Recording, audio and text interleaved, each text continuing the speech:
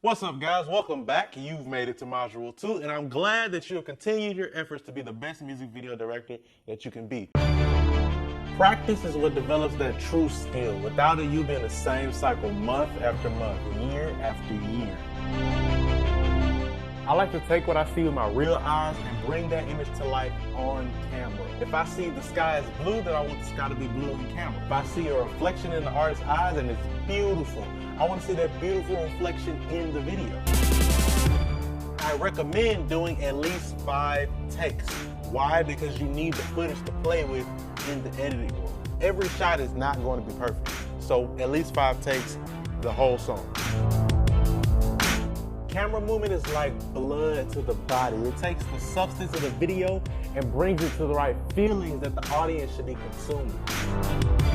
Before we can actually add a color grade, we need to color correct. Color correction is correcting the exposure or the color temperature of the image. Just correcting the image so that you can put your personal grade on the image. If an edit was too easy, you're missing something. You go back over your work, challenge yourself, and aim to discover something new every time you edit. My name is Michael Allen, and this is my masterclass. Wait, wait. We made this. Redo. My name is Michael Allen, and this is how to make music videos.